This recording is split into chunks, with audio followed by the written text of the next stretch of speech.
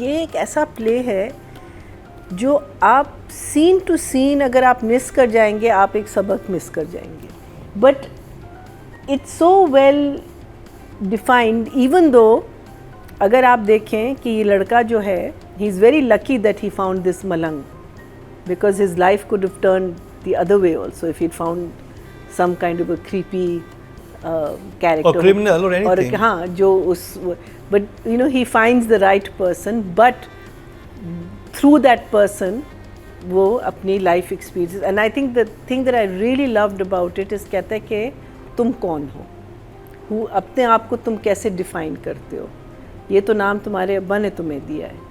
And this is a very very key thing for जिसे individuality की जो हम बात करते हैं. हम लोग अपने आप को इंडिविजुअल्स नहीं समझते बिकॉज हमारी जो परवरिश है वो क्या होती है, वो ऑब्वियसली पेरेंट्स का ये होता है कि they should grow up the way we want them to grow up, but no, children need to grow up, you need to have discipline but you have to allow them to be the person that they want to become or they are going to become. उसको encourage करना चाहिए. It's not like if I'm a failed tennis player, I want my son to be a successful tennis player. It's not necessary that he'll do that.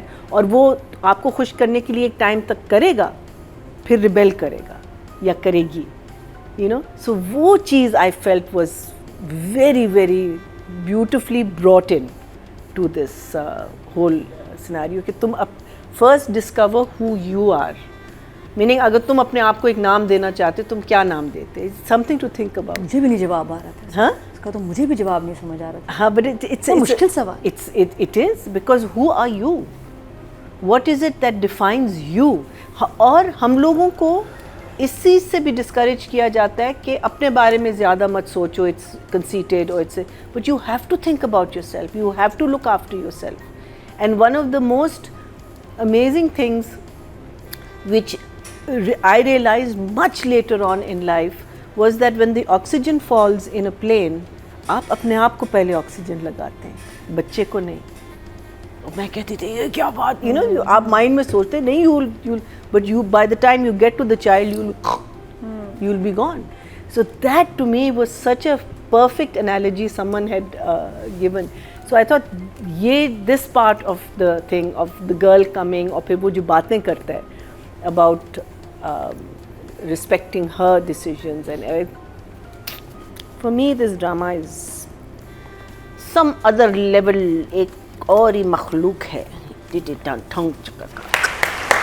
that कि जब आप एक sensible बात करते हैं, जब, और इसमें कितनी सेंसिबल बातें हुई हैं, and you say कि wow, that's beautifully said, that's beautifully said. Even when she finds the cuts, how she finds it, it's वो तो you know बड़ा ड्रामेटिक भी आप कर सकते थे और you know उसने हाथ, लेकिन इतने मज़े से कहती मैं लिखूँ क्या लिखूँ, एकदम से उसने क्या हुआ, you know. So these are the things that I love about this play कि आप हर चीज़ को इतना नेचुरल और इतना फ्लॉलेस दिखा रहे हो कि जैसे हम आपके साथ उसी घर में बैठे हुए, या हम एक मक्खी वॉल पे हैं और हम देख रहे हैं कि सब कुछ हमारे सामने हो रहा है. And it's so believable. Like I said, अभी तक Malang Baba is a little not believe, but I love what he says, I love the things he says, जो भी बातें वो कर रहा है. जब ये आती है पहली दफ़ा, when she appears in front of Wali, I thought that was a fantastic scene because I literally thought कि ये एक ड्रीम सीक्वेंस है. बिकॉज मैं भी सोचूं कि कैसे आ गई, मीनिंग अभी तो अपने घर में माँ के सामने यू नो ऑलमोस्ट वो रोने लगी और एकदम से अब यहाँ बैठी हुई है. और वो अंदर जाता है और वो कपड़े वपड़े पहनना शुरू करता है. फिर वो कहता है कि क्यों कर रहे हो ये सब कुछ, यू नो. एंड यानी ही सेज कि वो बिकॉज उसके लिए वो ये सोचे, वो कहता है कि क्यों, why you thinking for her, meaning it is not your decision, it is not up to you to think. वो तुम कभी कंट्रोल नहीं कर पाओगे. Let it be her decision. अगर वो तुम्हें एक्सेप्ट करती है या नहीं करती, ये करने से उसको एक्सेप्टेबल, अपने आप को एक्सेप्टेबल मत बनाओ. अगर without, brilliant, that was so brilliant. And he said something else also कि ये हमारी एक फ्लॉ है कि हम दूसरों के लिए सोचते हैं. कि वो और यही होता है ना, हम सोसाइटी के लिए सोचते हैं कि सोसाइटी ये क्या कहेगी, लोग क्या कहेंगे। अरे कहने दो, जब आप पे बुरा होता है वो लोग कहाँ होते, नहीं होते ना आपके पास। लेकिन जब आप या तनकीद करने के लिए बैठे होते या अगर आपको हेल्प चाहिए होती तब तो वो लोग नहीं आते ना। तो हम क्यों इतने वरिड हैं कि लोग क्या कहेंगे। यस, हमने एक सोसाइटी में रहना होता है, लेकिन एक तौर तरीके से भी ये भी नहीं कि सोसाइटी आपके सर पे आके बैठ जाए और आपको बताए कि आपको कैसे रहना है। सो आई थॉट ये जो सारी चीज़ें जो नसीहतें ये लड़का दे रहा है, लेकिन क्यों और कहाँ से ये बंदा आया और हो सकता है प्लांटेड हो। मुझे तो लगता है कि मुझे भी लगता है बिकॉज़ समीर साहब को भी म्यूजिक का शौक था, उनका कोई लिंक हो, क्या पता। जब भी तो मुतमिन हाँ, बैठे वो थे या जिस the way he met Sameer also, हाँ। मुझे लगा कि हाँ कुछ गड़बड़ है यहाँ। एनीवे, अच्छा, the ironing thing when he says ना कि और कुछ समझ ही नहीं आ रहा था कि मैं तुम्हें कैसे मनाऊं, कि मैं तुम्हारे कपड़े इस्त्री करना शुरू कर दूँ। कहती मुझे क्यों आप।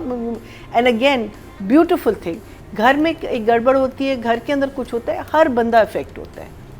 And it's the same thing with society, it's the same thing with the country. If something happens, वो दूसरी बात है कि हम लोग बहुत एक बेहिस किस्म की कौम हो गए हैं, but when something happens in a country, we should be it should affect everyone. You know, like आपका जब 9/11 हुआ है in America, look what it led to, because उनकी soil पे कभी ऐसी चीज़ नहीं हुई थी। हम लोग तो रोज़ देख रहे हैं, हमारी जंगें भी हुई हैं, we got so many things happening to us, and this thing doesn't just relate to a house, it relates to everything around you. So beautiful, the scene between the brother and sister I thought was so nice कि and में वो कहता ना कहीं तुमने भी तो cut, मुझे कहती ना हम दोनों जाएंगे, तो दोनों क्यों तुमने भी कुछ कट्स नहीं लगा। अब अगेन सिचुएशन देखें, she is in love with this boy, she is also depressed, right. This girl has got these cuts, which is again a serious thing, हाँ। और कैसे आपने उसको एक ह्यूमरस टच दिया और बात भी आपने आगे बता, without offending us. It wasn't offensive. That's just brilliant writing. So I can go on and on, but I think Nadia has said a lot about it. I think end was brilliant जब माँ बताने लगती है बाप के बारे में, नहीं just walks away, because the father is everything this man says. जो मलंग ने उसको कहा है ना, अब्बा ने उसका ऑपोजिट किया वली के साथ, and that is why Wali has left the house. And I think when the father and Wali meet, that's going to be a big moment as to father अपना थिंकिंग चेंज करेगा, is he going to apologise, are we going to make Wali apologise. And father has suddenly become this long suffering man. मैं जा रहा हूँ, यहाँ मेरी कोई कदर नहीं है। उस वक्त तो मेरी जीरा था ना ठट करके, मैंने कहा अपने आप getting attention to yourself, but doing it so beautifully.